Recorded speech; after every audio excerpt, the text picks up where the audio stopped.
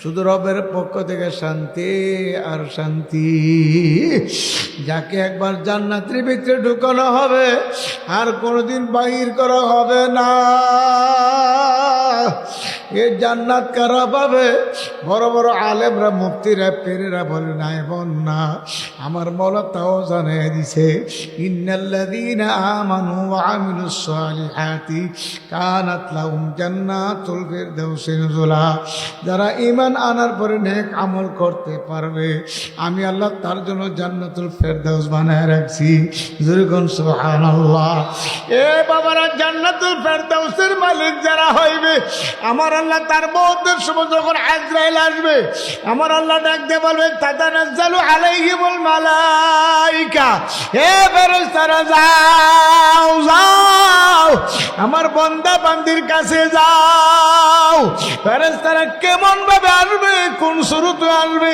কিতাবের মধ্যে লেখছে, খাঁটি আল্লাহওয়ালা পীর বুজুর্গ, আল্লাহ পাকের খাঁটি বান্দাদের সুরত ধরে আসবে। যেরকম সুবহানাল্লাহ। যে ব্যক্তির সামনে আসবে, সে ব্যক্তি যার সঙ্গে সম্পর্ক তালুক রেখে চলতো, আমার আল্লাহ বলে, ফেরেশতারা আমার বান্দা যে বুজুর্গের সঙ্গে সম্পর্ক রেখে চলছে, আমার বুজুর্গের সুরত ধরে আমার বান্দার সামনে যাও। ফেরেশতারা হাজির হয়ে বলবে, আল্লাহ তাখাফু ওয়ালা তাহজানু ওয়া বুশিরু বিল জান্নাহ। সুবহানাল্লাহ। ফেরেশতারা সে বলবে, আল্লাহ পাকের নেককার বান্দা বান্দি, তোমার কোনো ভয় নাই, তোমার কোনো চিন্তা নাই। তুমি যে মাওলার জান্নাত কামাই করছো, এই যে জান্নাত দেখা যায়, যেরকম সুবহানাল্লাহ। আমাদের এই কুমিল্লার এক ব্যক্তি, বাবারে হাবিব হুজুরের মুরিদ ছিল, সদস্য হুজুরের মুরিদ ছিল। ইন্তেকালের আগে আল্লাহর বান্দা বিছনায় পড়ে গেল। এলাকার ইমাম সাহেবরা, মুসল্লিরা বলে, চলো অমুকের বাবা মুরব্বী মানুষ বিছনায় পড়ে গেছে, তারে দেখতে যাই। আল্লাহর ওয়ালা, আল্লাহু আকবার। ওই বুজুর্গদের তালুক সম্পর্ক ছিল তার সঙ্গে, বুজুর্গদের সঙ্গে সম্পর্ক করার কারণে আল্লাহ ওয়ালা হয়ে গেছে, বুজুর্গ হয়ে গেছে। সুবহানাল্লাহ। ইমাম সাহেবরা গিয়ে তার পাশে বসিয়া তাকে দেখতেছে, কথাবার্তা বলতেছে। হঠাৎ করে বলে, আপনারা কথা বন্ধ করেন, মাওলার জিকির করেন। হাফিজ হুজুর আয়েশা বলতেছে, সদস্য হুজুর আয়েশা বলতেছে, এখন জিকির করার সময়, কালিমা পড়ার সময়, এখন নাকি আমার বাড়ি যাওয়ার সময়। যেরকম এ বাবারা, যারা পাশে বসে রয়েছে তারা আশ্চর্য হয়ে গেল।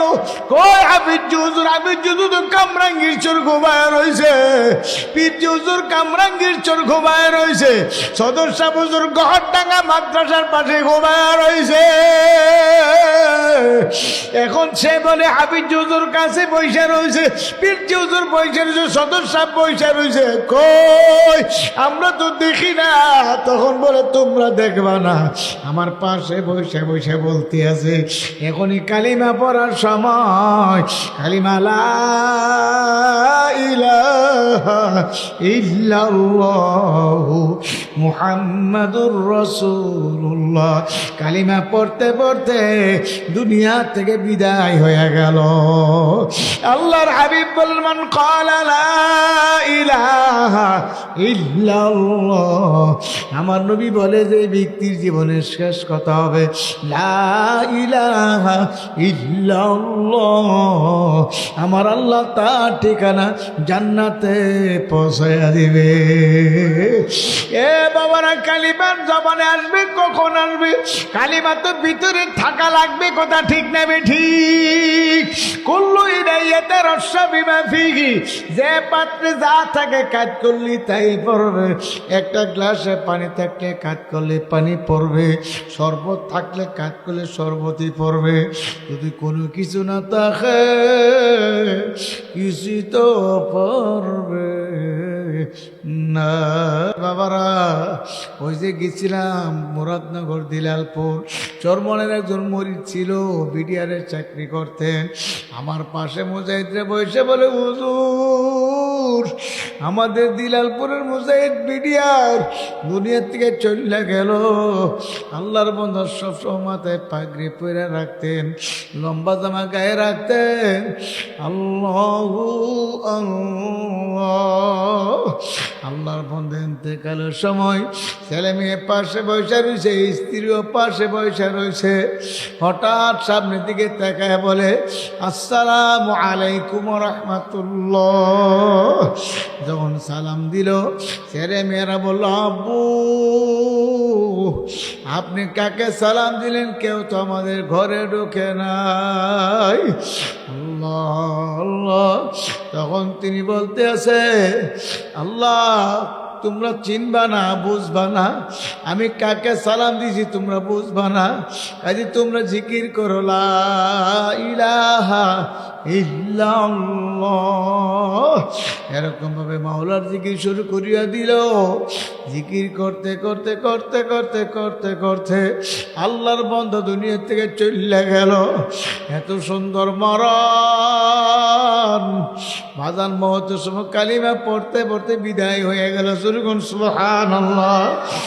এ বাবারা সবাই কবরে যাত্রী, কেউ দুনিয়াতে থাকতে পারবো না। তবে কি নিয়ে কবরে রওনা করলাম? কবর তো অন্ধকার ঘর, পোকামাকড়ের ঘর। এ বাবারা,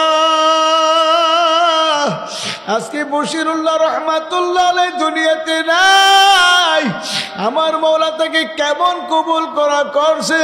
ছিল আলেম হাফেজ, নাদিরত করে আলেম হাফেজ মুফতি মুহাদ্দিস। আমার মওলা কেমন কবুল করা করলো। এই আল্লাহর বান্দার বংশ থেকে কত মানুষ হাফেজ আলেম হইতে আছে, কথা ঠিক না ঠিক? আল্লাহ আল্লাহ। আমার মালিকের দরবারে প্রিয় হয়ে গেল। আমার মালিকের দরবারে প্রিয় হয়ে গেল। আল্লাহ আল্লাহ। আমার মাওলার কাছে প্রিয় হইতে পারি, আমার মাওলা পথে ফালাইয়া দিবে না, নদীতে বাসায় দিবে না, আগুনও ফালাইয়া দিবে না। আমার মাওলা টান্না টান্না রহমতের কুলে জড়াইয়া লইবে। সবাই বলেন সুবহানাল্লাহ।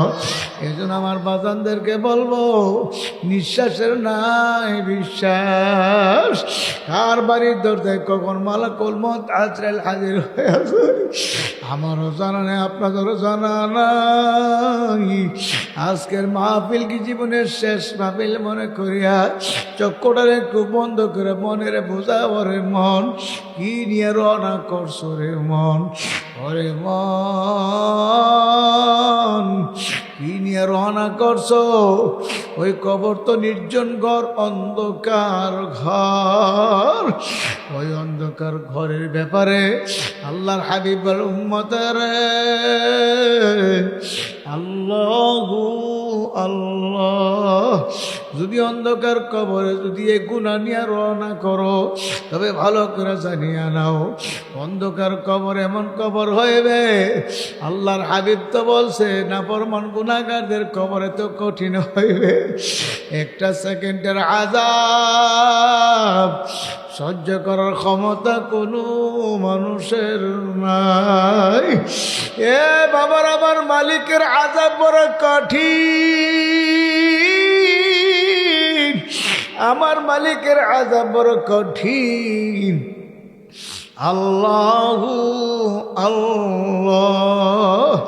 আল্লাহর হাবিব সাল্লাল্লাহু আলাইহি ওয়াসাল্লাম বলেন, আমার মালিকের আযাব কেমন কঠিন। আল্লাহর হাবিব ব্যাখ্যা করে, কোরআনের আয়াতের ব্যাখ্যা। আমার মাওলা তো বলতে আছে, আম্মা মান সাকুলাত মাওয়াজিনুহু ফাহুয়া ফি ঈশাতির রাদিয়া ওয়া আম্মা মান খাফফাত মাওয়াজিনুহু ফাউম্মুহু হাবিয়া। আমার আল্লাহ বলে, হাবিয়া জাহান্নাম কেমন কি তোমরা জানো? হাবিয়া জাহান্নাম বড় ভয়ানক আযাব। এমন কঠিন আযাব আমার মাওলা পাক রব্বুল আলামিন রাখছে। হাবিয়া জাহান্নামের আগুন ব্যাপার আমার মাওলা কালামে পাকে বলে, নারুন হাবিয়া। হাবিয়া প্রজ্বলিত আগুন। এমন আগুন মাওলা জাহান্নামের আগুন বানাইছে, একটা সেকেন্ডের আগুন সহ্য করার ক্ষমতা কোনো মানুষের নাই। চরমনার মরহুম ইসহাক রাহমাতুল্লাহ আলাইহির ঘটনা শুনছি। বাবারে সফর করিয়া বাড়ি আসিয়া ছেলে মেয়েদের নিয়ে কি দোস্তরে খাইতেন। আল্লাহ আল্লাহ। একদিন আল্লাহর কুতুব জোহরের পরে খানার জন্য ছেলে মেয়েদের নিয়ে বসিয়া প্লেট নিয়ে রেডি হইয়া রয়েছে, খানা আসতে দেরি হইতে আছে। হুজুর বলল, বাবারা তোমরা বসো, তোমার আম্মাজান খানা দিতে দেরি করে কেন, আমি দেখে আসি। হুজুর হাঁটতে হাঁটতে পাকঘরের দরজার সামনে যায়, দেখে হুজুর বিবি চুলার আগুনের দিকে ছায়া ছায়া কান্দে। হুজুর বলল, বিবি আপনি কান্দেন কেন? লাকড়ি চুলা পাক করতে কষ্ট, এজন্য কান্দেন নাকি? হুজুর বিবি বলছিল, হুজুর না, আমি এজন্য কান্দি না, আমি কান্দি আগুনের দিকে তাকায় আমি কান্দি। এ দুনিয়ার সামান্য আগুনের ভিতরে এত শক্ত লাকড়ি বরাক বাঁশের গোড়া ঢুকেছি, এক মাথা দিয়ে আগুন ধরছে, আরেক মাথা দিয়ে ফুসফুস করে ধোঁয়া আসতে আছে। দুনিয়ার আগুন যদি আল্লাহু আকবার এত শক্ত লাকড়িকে জ্বালাইতে পারে, আমি যে কবর রওনা করছি। আল্লাহু আল্লাহ আল্লাহু আল্লাহ।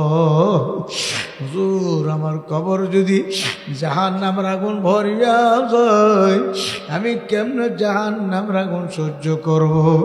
আল্লাহর কুতুব বলে, বিবি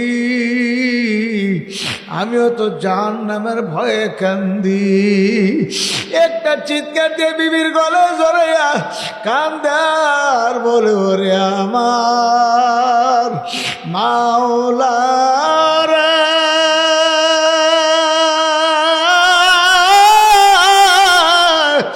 ওরে আমার মাহবুব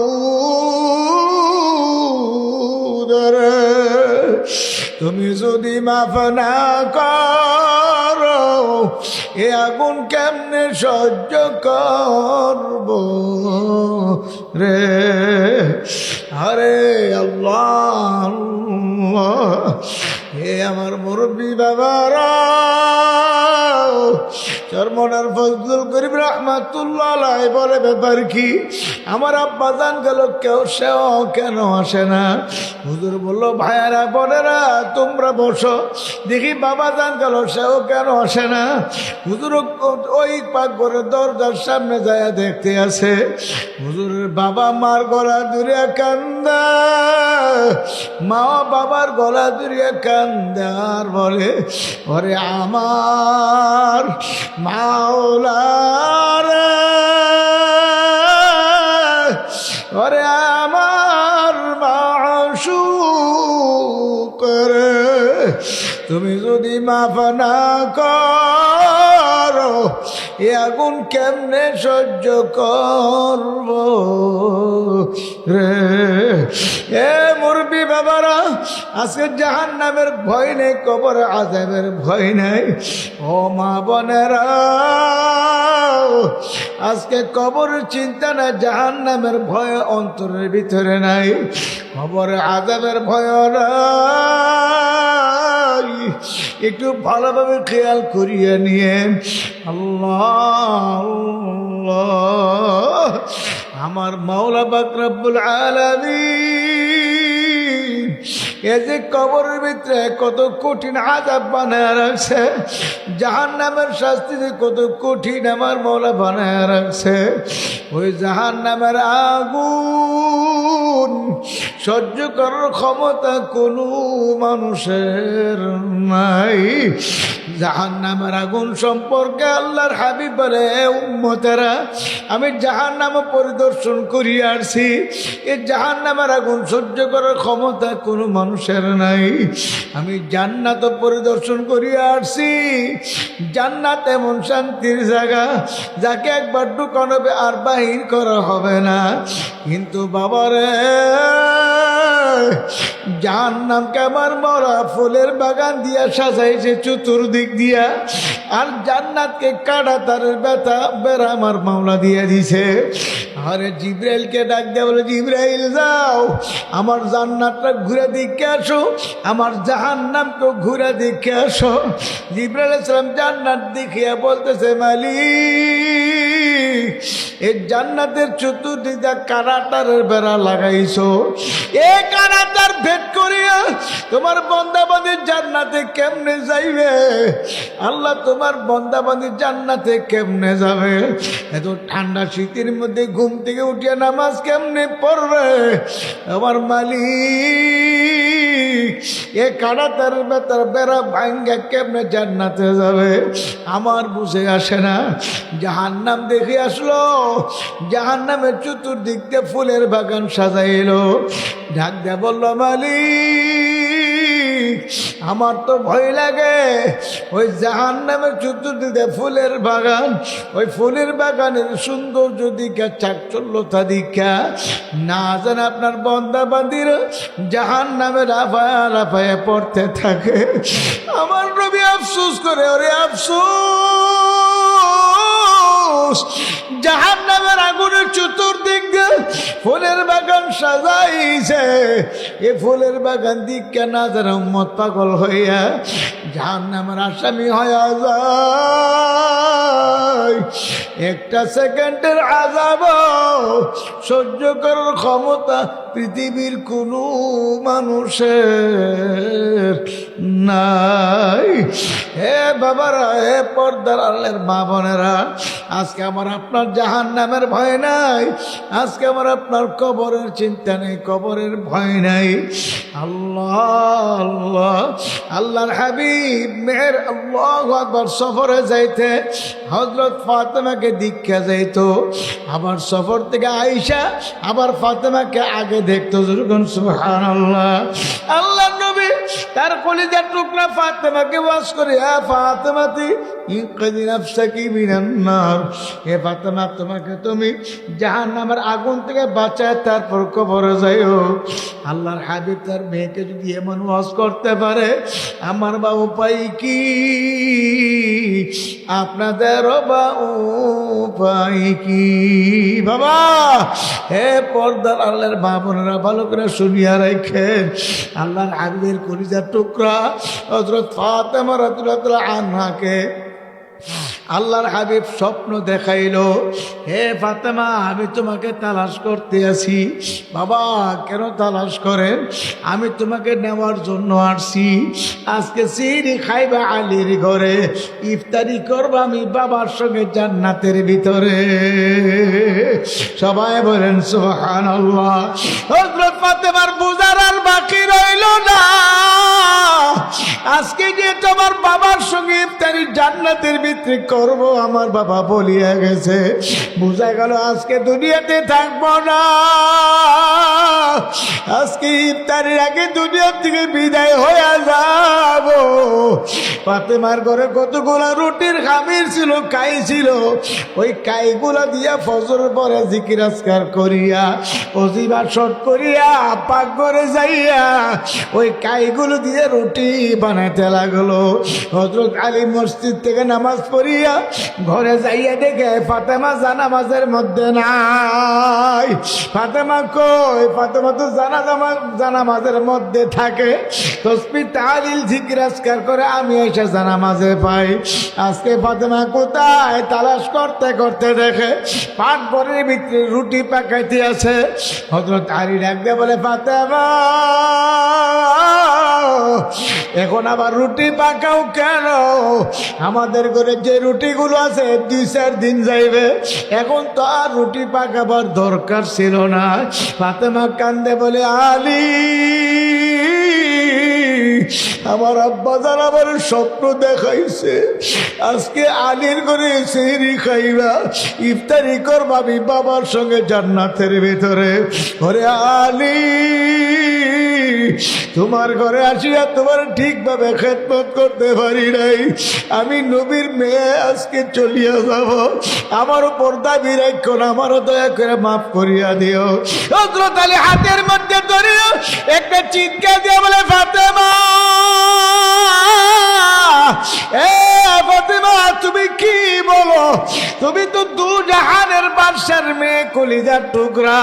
আমার নবী তোমার কত ভালোবাসে, মহব্বত করে। আমার নবীর মহব্বতের কলিজার টুকরা ফাতেমাকে আমি বিবাহ করছি। আমার মতো একটা গরিব করে তুমি আসো, ঠিকভাবে তোমার দুই বেলা দুই মুঠ খাবার খাওয়া তৃপ্তি দিতে পারি নাই, ভালো দুইটা কাপড় তোমার পরাইতে পারি নাই। ফাতেমা তুমি আমারে মাফ করিয়া দাও। কিয়ামতের ময়দানে যদি আমার মাওলার দরবারে আমার বিরুদ্ধে নালিশ করো, আমি আলী তো উপায় থাকবে না।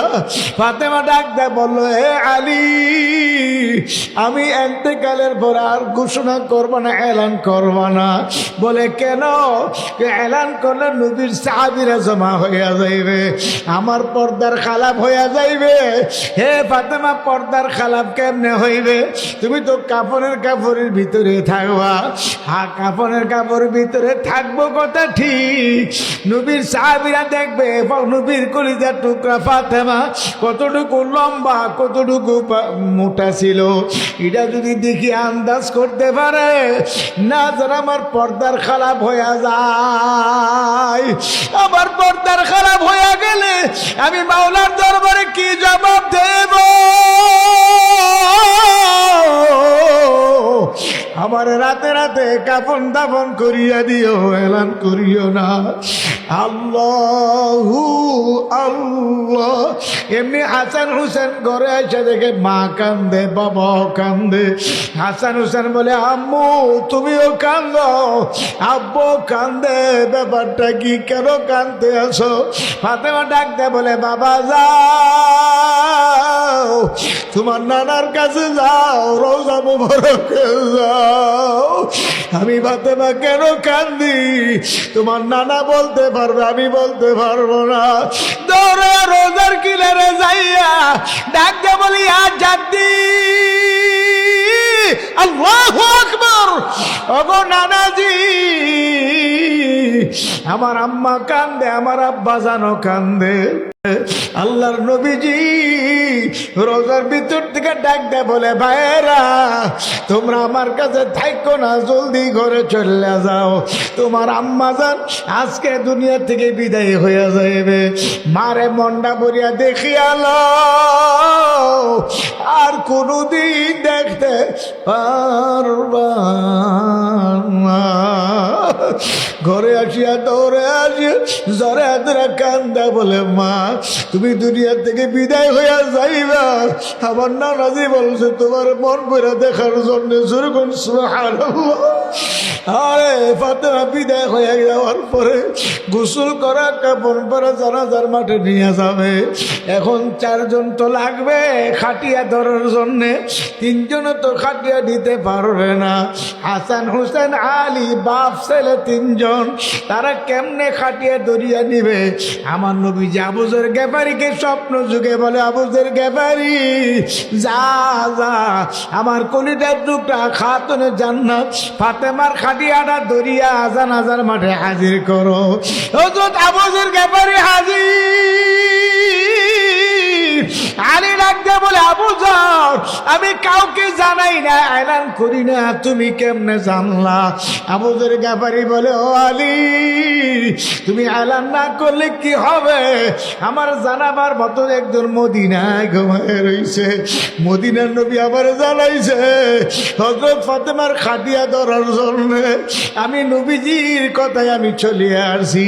জানাজা পরে খাটিয়া ধরিয়া কবর নিয়া কবরে শুয়াইয়া সবাই 4 করে চলিয়া যায়।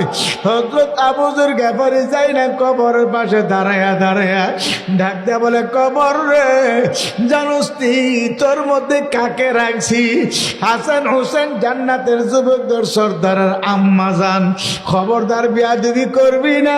কবর কোন জবাব দিল না। আবার বলে, কবর রে, জানোস তোর মধ্যে কাকে রাখছি? শেরে খুদা হযরত আলীর বিবি, খবরদার বেয়াদবি করবি না। কবর কোন জবাব দেই না। আবার বলে, কবর জানোস তোর মধ্যে কাকে ডেকে রাখছি দু জাহানের বাদশাহ নবী মুহাম্মদুর রাসূলুল্লাহ সাল্লাল্লাহু আলাইহি ওয়াসাল্লামের কলিজার টুকরা ফাতেমাকে লাগছি, খবরদার বেয়াদবি করবি না। খবর ডাক দে বলে আল্লাহ, ডাক দেন আল্লাহ, ও মালিক আমার জবানটা খুইলা দাও, আমি আবু যর গেফারির সঙ্গে দুই একটি কথা বলতে চাই। আমার আল্লাহ কবর জবান খুইলা দিল। খবর ডাক দে বলো, ওরে আবু যর গেফারি, আমি জান্নাতের যুবকদের সর্দারের মাকে চিনি না, আমি আলীর বিবিকে চিনি না, নবীর কলিজার টুকরা ফাতেমাকে চিনি না। আমি চিনি ঈমান আর আমল নিয়ে যারা আসতে পারবে, আমি কবর সদ্ব্যবহার করব। ঈমান আমল ধ্বংস করে যদি আমার ঘরে আসে, আমি কবর এমন ভাবে চাপ মারব, এক বছর হাঁটে আর এক বছর কটপট করে ঢুকে ভালাবো। সহ্য করার ক্ষমতা কোনো মানুষের নাই। ও পর্দার আল্লাহর মা বোনেরা, আল্লাহর হাবিবের কলিজার টুকরা ফাতেমার কবর যদি এমন জবাব দিতে পারে, আপনার বা উপায় কি? আমার বা উপায় কি? হে বাবারা, ওই ঘটনার পর থেকে আবু যর গেফারী রাদিয়াল্লাহু আনহু ইন্তেকালের আগ পর্যন্ত কোনো একদিন একটা হাসিও দেয় নাই, শুধু কান্দে আর কান্দে। ওরে দুনিয়ার মানুষ, নবীর কলিজার টুকরা ফাতেমার কবর যদি এমন জবাব দিতে পারে, তোমার বা উপায় কি? আমারও বা উপায় কি? আজান চোখে পানি আসতেছে না, দিলটা পাথর বড় শক্ত। ওই শক্ত পাথরিয়া দিল নরম করার জন্য বেশি বেশি মাওলার জিকির করা লাগবে।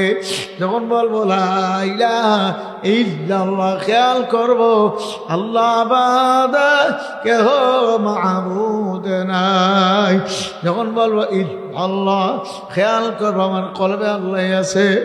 আল্লাহ আল্লাহ বলবো, খেয়াল করব আমি আমার মাওলাকে ডাকতে আসি। আমার মাওলা বলে, বন্দা বান্দি বোলাও কা ডাকো কা, আমি তোমার সঙ্গে আছি। লা ইলাহা ইল্লাল্লাহ, লা ইলাহা ইল্লাল্লাহ, লা ইলাহা ইল্লাল্লাহ, লা ইলাহা ইল্লাল্লাহ, লা ইলাহা ইল্লাল্লাহ, লা ইলাহা ইল্লাল্লাহ, লা ইলাহা ইল্লাল্লাহ।